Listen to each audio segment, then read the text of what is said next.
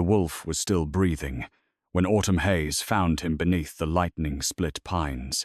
Barely. Rain hammered the Wyoming wilderness so hard that the forest floor seemed to move beneath her boots.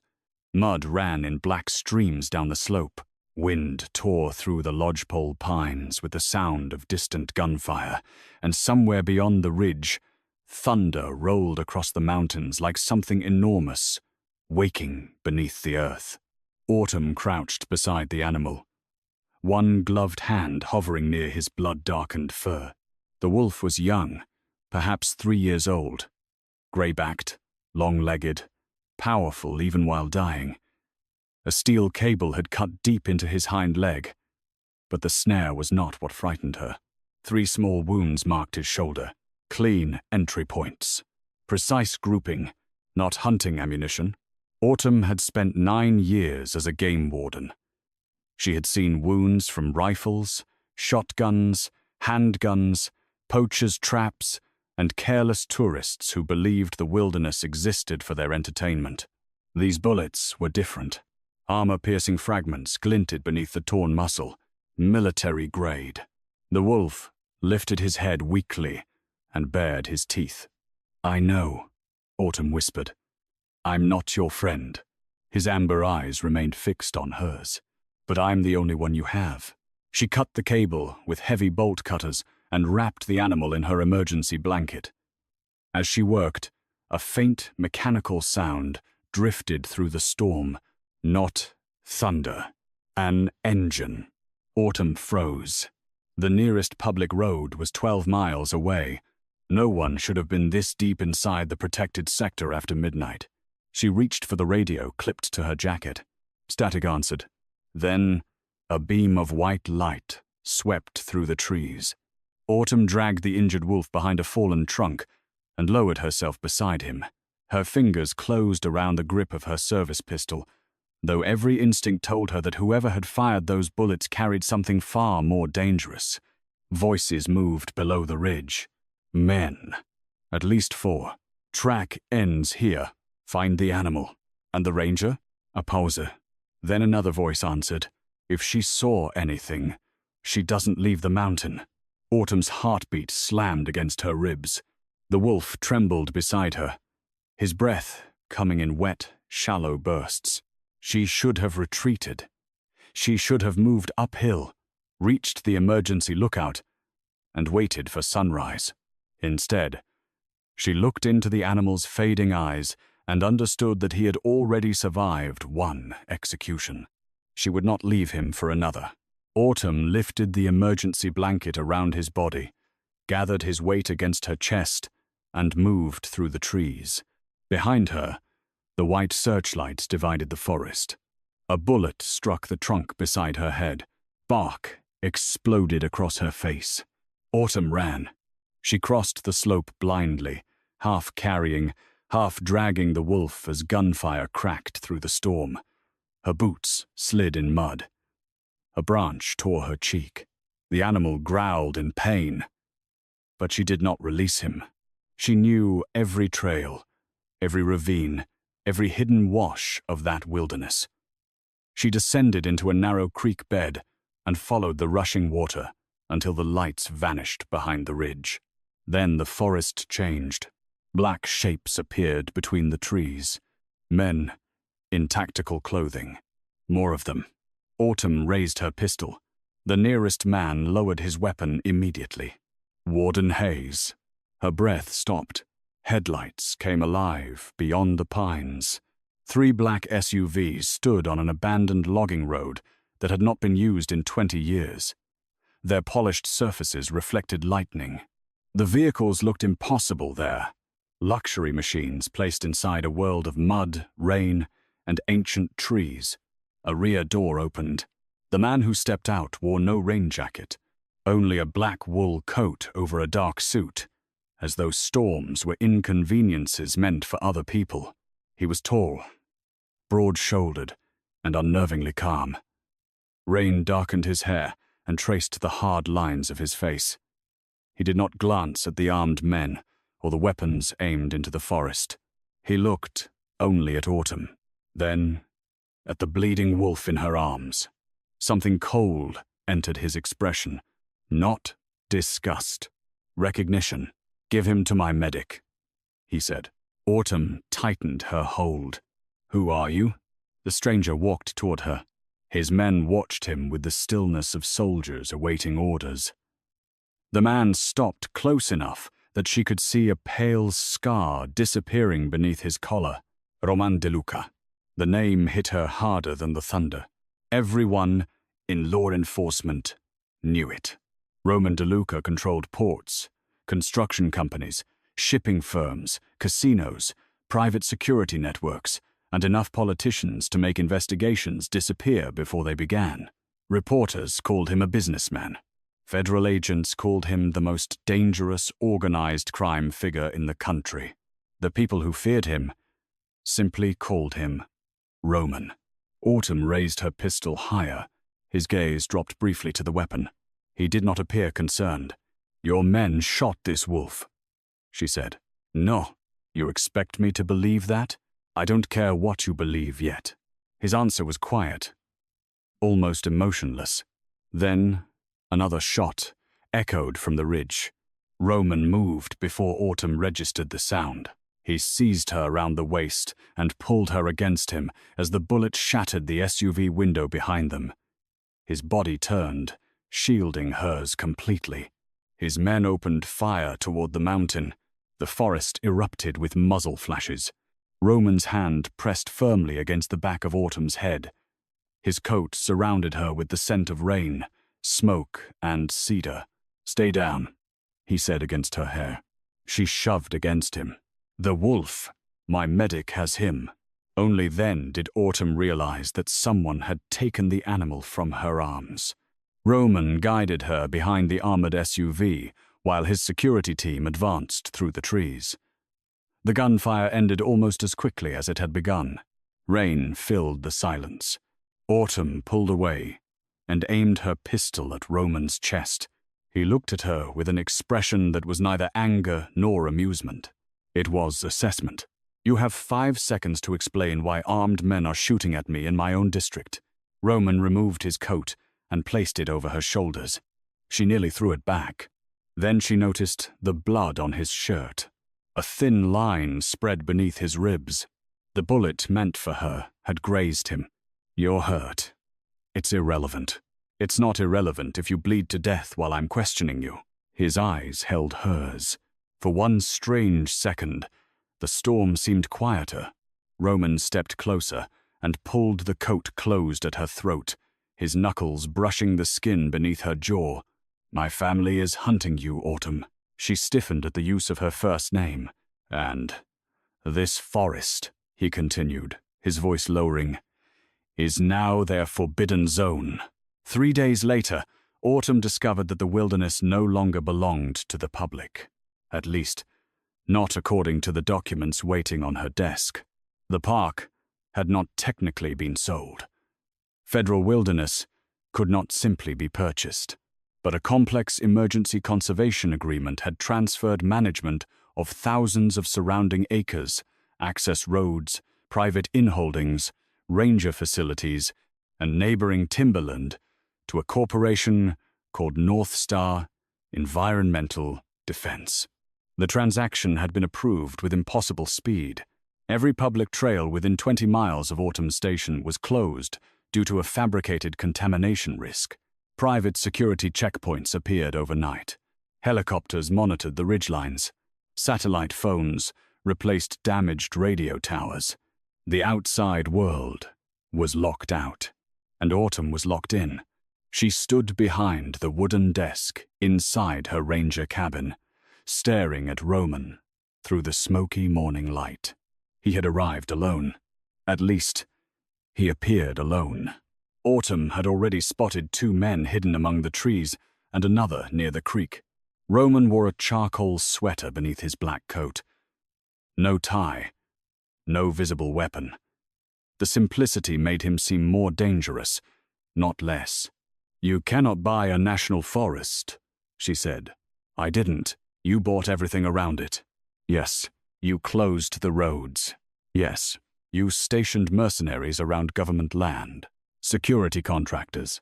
They carry automatic rifles. So do the men trying to kill you. Autumn threw the papers onto the desk. You do not get to turn this wilderness into your private kingdom. Roman's face remained unreadable. I didn't buy it to rule it. Then why? To control every entrance. She stared at him. He moved toward the fireplace, studying the room as though memorizing every window and door. Autumn's cabin was small and practical.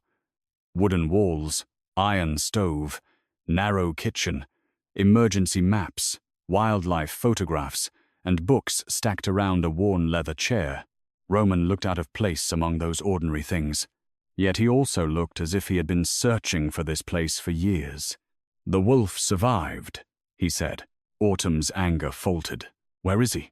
"At a veterinary facility in Jackson. I want to see him. When it's safe." "You don't decide that." Roman turned. "Someone used ammunition manufactured under an exclusive federal contract and distributed through a private defense company controlled by my uncle." Autumn went still. "Vittorio DeLuca? You know the name. Anyone with a badge knows the name. My uncle has been using this forest for over 2 decades. Weapons, transfers, unregistered aircraft. People transported through private hunting lodges where no local police would think to look." Autumn felt cold despite the fire. "I would have seen something. You saw the wolf. That isn't enough to prove." He was carrying something. Roman reached into his coat and placed a small metal cylinder on the desk. It was no larger than a rifle cartridge. Blood stained one end. We removed it from beneath his tracking collar. Autumn did not touch it. "What is it?" "A data capsule." "Who put it there?" "A man who died yesterday." Roman watched her carefully. "An accountant named Samuel Price worked for my uncle. He had been gathering evidence against him. He planned to deliver that evidence to me, but Vittorio discovered the betrayal, and Samuel hid the evidence on a wolf. He knew the pack moved through protected land. He believed the animal would cross near a ranger station." Autumn looked toward the window. The implications settled slowly. The shooters weren't hunting the wolf. No, they were hunting what he carried, and now they believe you have it. Autumn faced Roman again. "Do you?" His silence answered her. She stepped around the desk. "You used me. I didn't know which ranger would find him. But once I did, you could have taken the capsule and disappeared." "Yes. Instead, you bought the land around me." "Yes. Why?" For the first time, something changed in his eyes, a shadow of emotion. Gone before she could name it. "Because my uncle does not leave witnesses alive. That explains why I need protection. It doesn't explain why you personally came into a storm and took a bullet for me." Roman's jaw tightened. He looked toward the fire. "You ask too many questions. It's my job." "No, your job is enforcing wildlife law. This is something else." "What?" He turned back to her. "Survival." That evening, Autumn tried to leave. She packed food, ammunition, her father's old field compass, and enough winter gear to reach the southern highway on foot. Roman's checkpoints controlled the roads, but he did not control the mountains. Or so she believed. She made it 4 miles before finding him seated on a fallen tree beside the trail. Snow had begun drifting through the pines, soft and early for the season. Roman wore black gloves and a dark coat. No guards stood beside him. He looked like a man waiting for an appointment. Autumn stopped. "How did you know?" "You took the topographic map from your wall. You memorized my cabin?" "Yes." The bluntness unsettled her more than denial would have. Roman rose. "You cannot keep me there." "I can. That would make me your prisoner. It would make you alive. I don't need a Mafia boss deciding what happens to me." His expression hardened. "You think independence means refusing help until someone puts a bullet in your back. I think freedom means having a choice. Freedom is a luxury for people whose enemies respect rules." Autumn walked past him. Roman caught her wrist. The contact stopped them both. His hand was warm, even through her glove. He held her firmly, but not painfully. Autumn looked down at his fingers. "Release me." Roman did not. The snow thickened between them. "You have no idea what my uncle does to people who threaten him," he said. "And you do." "Yes?" The answer was quieter. Something beneath it made her look up. Roman's face had lost its arrogance. For a moment, she saw something more dangerous than power. Memory. "He raised you," Autumn said. His grip loosened. "How much did you read about me?" "Enough to know your parents died when you were 12. They were murdered when I was 12. The words fell without emotion. "That wasn't in the public reports. Public reports are written by men my uncle pays." Autumn waited. Roman looked toward the White Mountains. "Vittorio became my guardian. He taught me that affection was leverage, mercy was weakness, and fear lasted longer than loyalty. By 18, I was running operations for him. By 26, I had taken control of the family. You betrayed him. I replaced him. And now, he wants his empire back." "No." Roman's eyes returned to hers. "He wants to prove I was never different from him." Autumn slowly pulled her wrist free. "Are you?" The question hung between them. Roman's gaze lowered to her mouth, then lifted again. "No one who knows me would ask that. I'm asking." He stepped close enough that the edge of his coat brushed hers. "I have ordered men killed." Autumn did not move. "I have destroyed families that threatened mine. I have made decisions you would never forgive if you knew every detail." "Then why warn me?" Roman's expression became colder, as if he resented the answer. "Because you carried a wounded animal through gunfire when leaving it would have saved your life. That doesn't mean you know me." "No." His voice dropped. "But it means I noticed you." A gunshot broke the stillness. Roman threw Autumn to the ground. The bullet tore through the tree where her head had been. He covered her body with his as more shots struck the snow. Black-clad security men appeared from the forest, firing toward a rocky slope. Roman pulled a handgun from beneath his coat and shot twice with terrifying calm. A figure fell behind the rocks. Autumn could feel Roman's heartbeat against her back. Steady, controlled. His mouth was near her ear. "Still want to continue south?" She hated that her fear made her lean into him. She hated even more that his presence made her feel safe. Roman relocated her to an old hunting lodge near the center of the forest. The structure had once belonged to a railroad baron. Stone chimneys rose above dark timber walls. Floor-to-ceiling windows overlooked a frozen lake, and antique chandeliers cast warm light over Persian rugs, leather furniture, and a grand piano no one played. It was luxury hidden inside isolation. A gilded quay. Roman gave Autumn the entire eastern wing, then placed armed guards outside every entrance. "You said I wasn't a prisoner," she told him. "You aren't. Can I leave?" "No." "Then we disagree on the definition." Roman stood at the dining room window, speaking into a secure phone. He ended the call and faced her. "My men captured one of the shooters. And he carried photographs of you." Autumn's anger disappeared. Roman placed a folder on the table. Inside were images taken over the previous 6 months. Autumn filling her truck at a gas station. Autumn leaving the ranger office. Autumn walking through town. Autumn standing beside her father's grave. One photograph had been taken through her cabin window. She sat alone beside the fire, unaware she was being watched. A circle had been drawn around her head in red ink. Autumn closed the folder. "How long has Vittorio known about me?" "Longer than I thought." "Why?" Roman remained silent. Her gaze sharpened. "You're hiding something." "Yes." "What?"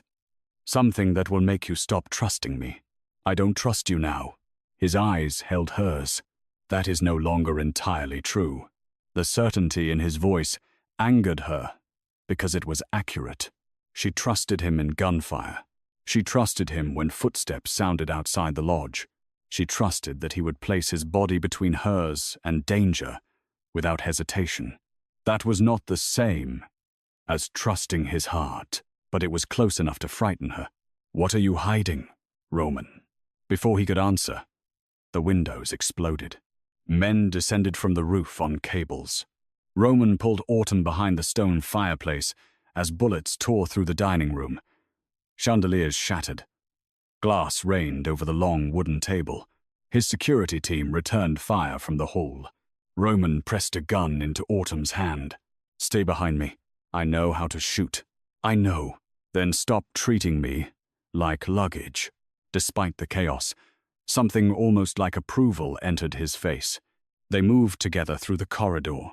Autumn fired at a masked attacker emerging from the library. The bullet struck his shoulder. Roman finished the threat without hesitation. She flinched at the cold efficiency of it. Roman saw. For half a second, regret crossed his features. That hesitation nearly killed him. Another attacker appeared behind a doorway. Autumn fired first. The man fell. Roman stared at her. She was breathing too hard. Her hands shook around the weapon. "You saved me," he said. "Don't make me regret it." He touched her cheek, not affectionately, almost as if confirming she was real. Then, a grenade rolled across the floor. Roman seized her, threw them both behind a marble column, and covered her as the explosion shook the lodge. Fire climbed the curtains. Smoke swallowed the ceiling. Their escape route vanished. Roman led Autumn through a concealed door into an underground tunnel beneath the property. They emerged near the frozen lake while the lodge burned behind them. Flames reflected across the ice. Black SUVs raced through the trees. More attackers were coming. A helicopter descended over the far shore, but gunfire struck its tail before it could land. It spun away, trailing smoke. Roman's men formed a defensive line. Autumn watched the wilderness transform into a battlefield. "This is because of me," she whispered. Roman turned. "No, the evidence. This began long before you. You brought the war here. I brought walls around you before the war arrived." She faced him. Firelight moving across her features. "And how many people will die maintaining those walls?" "As many as necessary." Her eyes filled with anger. "You say that like lives are numbers. To men like Vittorio they are. And to you." Roman stepped closer. Snow landed in his dark hair. "To me, there is only one number that matters tonight." Autumn knew what he meant before he said it. 1. The word left him like a confession he despised. "You." They escaped to a remote fire lookout accessible only by helicopter. The tower stood above an ocean of pines, its windows surrounded by wind and falling snow. There was one narrow bed, a radio desk, emergency supplies, and a wood stove. No bodyguards, no marble halls, no room to avoid each other. Roman had been injured during the attack. A piece of shrapnel had entered his side, and although he insisted it was superficial, blood soaked through his shirt by the time they reached the tower. Autumn forced him into a chair. "Take it off." His eyebrow lifted. "Your shirt. You should be more precise. This is not the time to become charming." "I wasn't aware I had." She cut the fabric away from the wound. Roman's torso was marked with scars. Knife wounds, bullet wounds, thin white lines crossing his ribs and shoulders. Autumn's hands slowed. "How many people have tried to kill you?" "Enough." "How many succeeded?" His eyes moved over her face. "None permanently." She cleaned the wound while he watched her. Every time her fingers touched his skin, the atmosphere inside the tower changed. The stove crackled. Snow pressed against the windows. Roman's breathing remained controlled, but the muscles beneath her hands tightened. "You can look away," she said. "I don't want to." Autumn met his gaze. Danger moved silently between them. She reached for the bandage. Roman caught her hand. His fingers closed around hers, larger and rougher than she expected. "What?" she asked. "You're trembling. I shot a man tonight. He would have killed you. That doesn't make it easy." "No." The answer surprised her. She studied him. "Is it easy for you?" Roman looked at their joined hands. "It became easy. That was worse." Autumn's anger softened despite her judgment. "Why did your uncle send photographs of me?" His hand released hers. The distance returned instantly. "Roman." He stood, ignoring the pain. "Your father did not die in a climbing accident." Autumn stopped breathing. The room seemed to tilt beneath her. "My father fell from Granite Pass. He was thrown." She stepped backward. "No." Daniel Hayes discovered one of Vittorio's hidden transport routes 18 years ago. He documented aircraft numbers, coordinates, and names. He contacted federal investigators. Autumn's face lost color. "He never told me. He was trying to protect you." "How do you know this?" Roman looked toward the dark windows. "Because I was there the night he died." Silence filled the tower. Autumn stared at him. Roman's voice remained controlled, but his shoulders had become rigid. "I was 17. Vittorio brought me into the forest to teach me what happened to men who interfered with the family. Your father refused to surrender his evidence.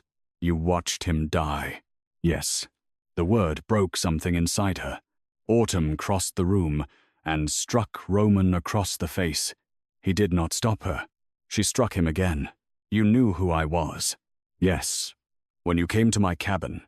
"Yes." "When you bought the land?" "Yes." "You let me believe this was about the wolf." "It was about both." "No. It was about guilt." Roman's jaw flexed. At first, the admission hurt more than denial.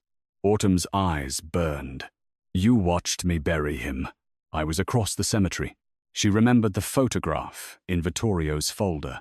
Her alone, beside her father's grave. "Were those your photographs?" "Some of them." Horror spread through her. "You were watching me. For years. Why?" "Because Vittorio eventually learned your father had hidden copies of the evidence. I needed to know if he contacted you before his death. So, I was an investigation. At first, you keep saying that. Because it stopped being true." She shook her head. "You don't get to turn surveillance into devotion. I know. You don't get to buy a forest and call it protection. I know. You don't get to stand outside my life for years and suddenly decide I belong inside yours." At that, Roman's control fractured. He crossed the distance between them. "You do not belong to me." His voice was low and rough. "Then why does everything you do feel like ownership?" "Because ownership is the only language I was taught." The pain beneath the words silenced her. Roman looked down at her, his expression fierce and stripped of its usual coldness. "I knew the days you worked. I knew which roads you took in winter. I knew you left food outside for an injured fox, even after it bit you. I knew you visited your father's grave every October and sat there until dark." Autumn's breath caught. "I told myself I watched because you might have evidence. Then I told myself it was because Vittorio might find you. Eventually, there were no explanations left." His hand lifted toward her face. He stopped before touching her. "I bought the wilderness because I could not endure the thought of him reaching you before I did. That isn't love." "No." Roman's eyes darkened. "It is something far less civilized." He stepped away. Autumn stood beside the stove, trembling with grief and rage. "You should have told me. I wanted you to trust me first. You wanted to control what I knew." "Yes." The honesty felt brutal. "Why tell me now?" "Because the tower may not hold through the night." Autumn looked toward the windows.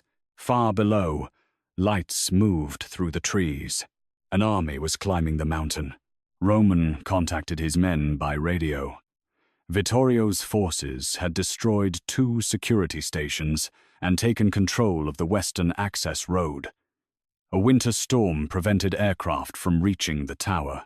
They had perhaps 3 hours. Roman opened a locked case containing weapons, maps, and the metal data capsule recovered from the wolf. He handed the capsule to Autumn. "This belongs with you." She stared at it. "What's inside?" "Names. Financial records. Aircraft logs. Evidence connecting Vittorio to murders, trafficking operations, and your father's death. Enough to convict him, if it reaches the right people." "And you?" Roman's expression did not change. "The records also implicate me." Autumn looked up. "You knew that?" "Yes. You protected evidence that could destroy you. I protected the only thing capable of destroying him." She closed her hand around the capsule. Roman placed a satellite transmitter beside it.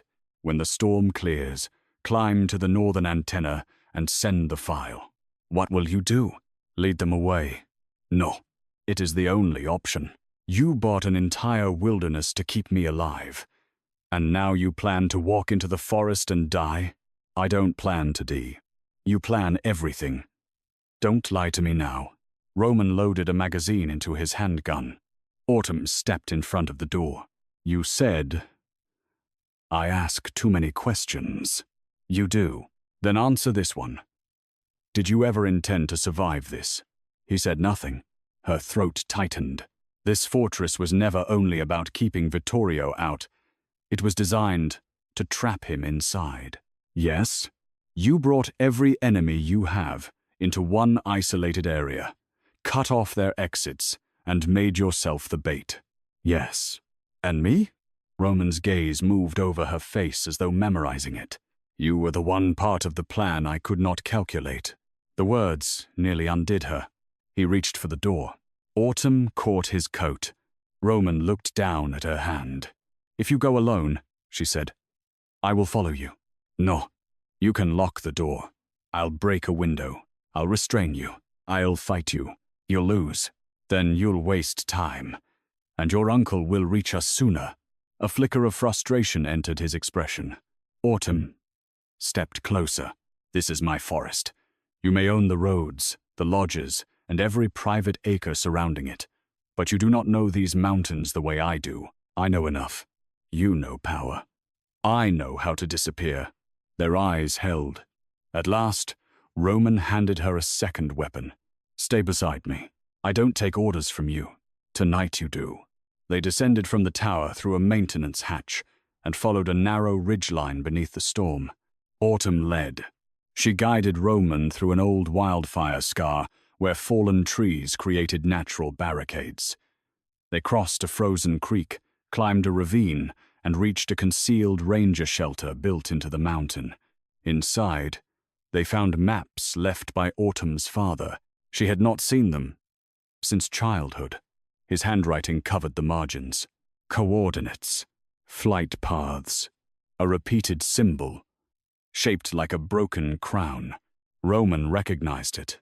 Vittorio's old insignia. Autumn touched the ink. "My father hid the original evidence here." A floorboard lifted beneath the cot. Inside was a weatherproof case. The documents it contained were 18 years old, but the names matched those in Samuel Price's data capsule. One name appeared on every page. Roman DeLuca. Not Roman himself. His father. Autumn looked at him. "Your father helped mine." Roman read the pages in silence. The truth emerged slowly. Roman's father, Lorenzo DeLuca, had been working with Daniel Hayes to expose Vittorio. The two men planned to dismantle the criminal transport network together. Vittorio discovered them. He arranged the murder of Roman's parents, then forced 17-year-old Roman to witness Daniel Hayes' execution so the boy would learn what betrayal cost. Roman sat on the edge of the cot. For the first time since Autumn had met him, he looked powerless. "My father wasn't trying to abandon the family," he said. "He was trying to save you from it." Roman's fingers tightened around the papers. "He died believing I would become Vittorio." Autumn watched years of certainty collapse behind his eyes. She understood then that Roman had not built his empire only out of ambition. He had built it to survive the man who raised him, and every ruthless decision had carried him closer to becoming the thing he hated. Autumn moved in front of him. "Look at me." Roman did not. She touched his face. He went completely still. "You are not innocent," she said. His gaze lifted. "You have done things I may never understand. Maybe things I will never forgive." His expression closed. "But you are here." Her thumb brushed the scar near his jaw. "You protected the evidence. You protected me. You turned your own empire into a weapon against the man who created it. That does not make me good. No." She leaned closer. "It makes you capable of choosing what you become next." Roman looked at her hand against his skin. His control thinned. "Autumn." It was a warning. Or a plea. She could not tell which. He caught her waist and pulled her between his knees. His forehead rested against her ribs, his arms closing around her with sudden, devastating force. It was not seduction. It was surrender. Autumn held him. Outside, the storm screamed across the mountain. Inside the hidden shelter, the most feared man in the country clung to her like someone who had never once been allowed to need another human being.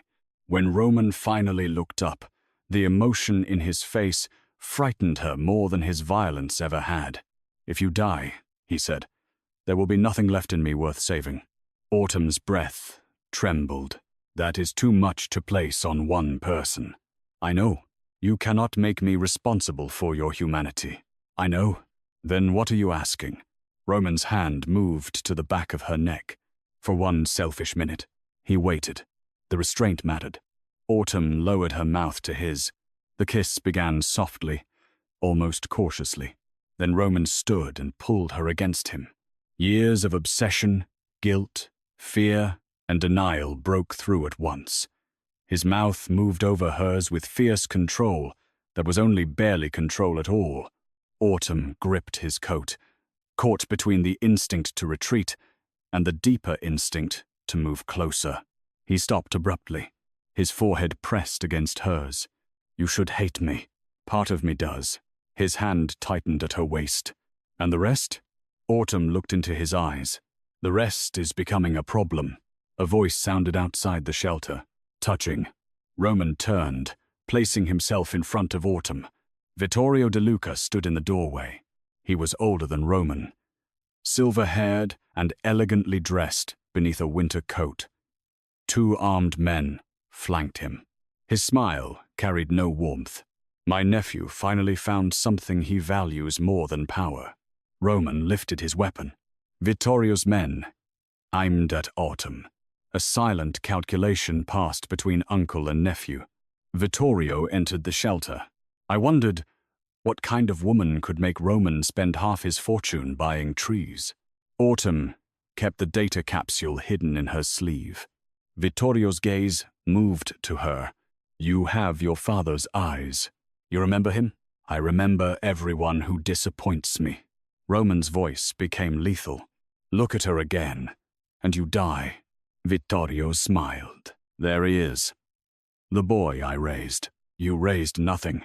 I taught you everything that kept you alive.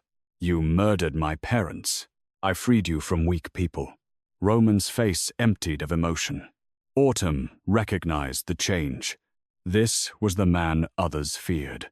The cold ruler beneath the wounded son. Vittorio noticed it too. His smile widened. "Kill the woman," he ordered. Roman fired first. The shelter erupted. One gunman fell. Autumn dropped behind the cot as bullets tore through the walls. Roman struck the second attacker and drove him into the stone fireplace. Vittorio escaped through the doorway. Roman pursued him. Autumn followed. The storm had weakened, but smoke rose from the valley below. North Star security vehicles burned along the access road. Vittorio's remaining forces surrounded the mountain. Roman and Autumn retreated toward an abandoned suspension bridge crossing a deep gorge. The bridge swayed over darkness. Vittorio waited at the far end with 6 men. Roman's surviving security team appeared behind them, led by his closest lieutenant, Gabriel Russo. For one moment, Autumn believed they had reinforcements. Then Gabriel aimed his gun at Roman. Betrayal entered the air, without sound. Roman looked at him. How long? Gabriel's face was pale. Since before Wyoming. You gave Vittorio the lodge plans. Yes. The tower. Location. Yes. Roman's voice did not change. Why? My daughter. Vittorio smiled from across the bridge. I promised to return her. Autumn understood. Another life used as leverage. Roman slowly lowered his weapon. Where is she? Gabriel's eyes filled with shame. I don't know. She died 6 months ago, Vittorio said casually. Gabriel was simply more useful when he believed otherwise. Gabriel staggered as if struck. Roman moved. He shot the men behind Gabriel, seized Autumn's hand, and ran onto the bridge. Gunfire followed them. Wood splintered beneath their feet. The bridge bucked violently over the gorge. Halfway across, an explosion destroyed the anchor behind them. The structure dropped. Autumn screamed as the bridge tilted sideways. Roman caught her wrist. She slammed against the ropes, suspended above the ravine. Below, icy water crashed between black rocks. Roman wrapped one arm around a support cable while holding Autumn with the other. Blood ran down his shoulder. Let me climb, she gasped. The rope is breaking. Then release me before it takes you too. His expression became terrifying. Never say that to me again. Roman, I did not burn my life to the ground to watch you fall. He dragged her upward, inch by inch. The cable snapped behind them. Autumn reached the far ledge first. She turned and seized Roman's arm as the remaining bridge collapsed into the gorge. Together they rolled onto the snow. Vittorio stood above them, his gun pointed at Autumn. Roman moved in front of her despite his wounds. Vittorio shook his head. All this for one park ranger. Roman rose slowly. No. His eyes found Autumn's. All this for the first person who made survival feel insufficient. Vittorio fired. Roman pushed Autumn aside. The bullet struck him beneath the collarbone. He fell to one knee.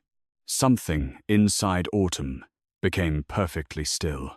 She drew the emergency flare gun from her coat and fired into a fuel container beside Vittorio's vehicle. The explosion threw Vittorio across the snow. Roman's remaining loyal men advanced from the trees. Gabriel, devastated and bleeding, turned his weapon against Vittorio's forces. The mountainside erupted in fire and gunshots. Autumn crawled to Roman. Blood spread across his shirt. Stay with me. His face had gone pale. You're giving orders now? Yes. A faint trace of his old arrogance touched his mouth. I like it. She pressed both hands against the wound. Vittorio emerged through the smoke. His coat burned at one shoulder, but he still held his weapon. Roman reached for his gun. It had fallen several feet away. Vittorio aimed at Autumn. You ruined him, he told her. Autumn looked down at Roman. No. She reached beneath Roman's coat and drew the knife hidden there. I reminded him he had a choice. Vittorio fired. Gabriel stepped into the bullet. Roman reached his weapon and shot his uncle once through the chest. Vittorio fell backward into the snow. The mountain became silent. Roman lowered the gun. He looked at the man who had raised him, controlled him, and haunted every decision he had ever made. There was no triumph in his face, only exhaustion. Then his body collapsed against Autumn. The storm cleared before dawn. Federal helicopters crossed the mountains as the evidence transmitted from Autumn's satellite device reached prosecutors in Washington. Agents descended on the forest, arresting Vittorio's surviving soldiers and seizing records from North Star's security network. Roman was flown to a private hospital in Denver, under federal guard. Autumn remained beside him. For 2 days, he did not wake. She sat by the window overlooking the snow-covered city, his black coat folded across her lap. Doctors came and went. Federal investigators asked questions she refused to answer without legal counsel. On the third night, Roman opened his eyes. Autumn was asleep in the chair, her hand resting beside his. His fingers moved over hers. She woke instantly. For several seconds, neither spoke. Roman looked weaker than she had ever seen him. A clean bandage covered his shoulder. Monitors traced his heartbeat in green light. "You stayed," he said.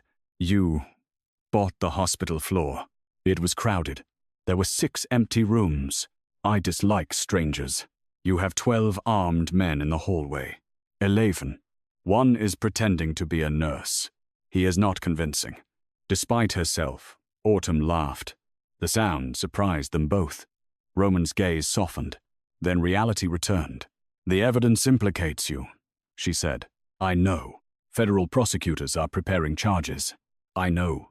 You could leave." "Yes." "Will you?" Roman looked at the dark city beyond the glass. "No." Autumn studied him. "Why?" "Because running would confirm everything Vittorio believed about me. And staying? Staying gives me the opportunity to become a man your father might not have tried to arrest. That is not a very high standard. It is a beginning." She sat beside him on the bed. Roman watched her carefully. "I cannot promise to accept everything you've done," she said. "I would distrust you if you did. I cannot become your excuse for redemption. I won't ask you to. I need my life to remain mine." His fingers closed around hers. "It always should have been." Autumn looked at their joined hands. "What happens to the wilderness?" "North Star will dissolve. The land access agreements transferred to a conservation trust. The private lodges demolished. The armed checkpoints removed." She lifted an eyebrow. "All of them." Roman's mouth shifted slightly. "Most." "Roman." "All." Autumn leaned closer. "And the wolf?" "He was released yesterday." Emotion tightened her throat. "Where?" "Near your cabin." "You arranged that?" "Yes." "Why?" "He dislikes captivity." "So do I." "I noticed."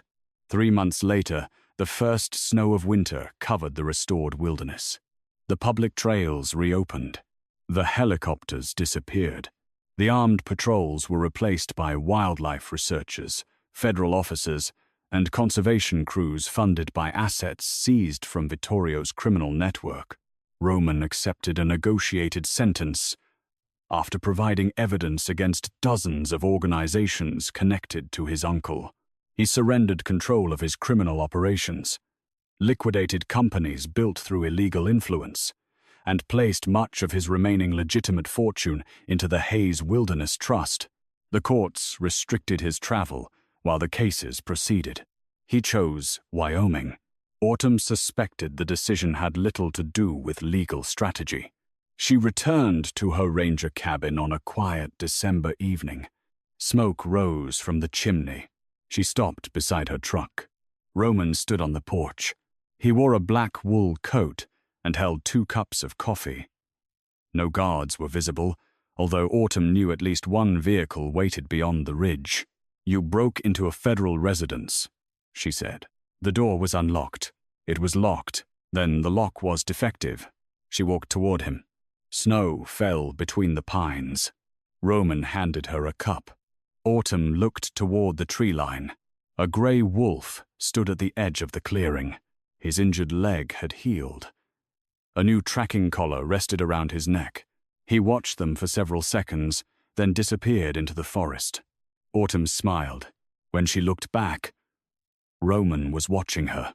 "Not the wolf. Here, you still do that," she said. "What?" "Look at me like you're trying to memorize something." "I am. You've known me for years. Not like this." She stepped closer. "And how do you know me now?" Roman lifted one hand, brushing snow from her hair. His touch was careful, almost reverent. "As the woman who stood between me and the man I was becoming." "That sounds dangerously close to making me responsible for you again." "No." His hand settled against her cheek.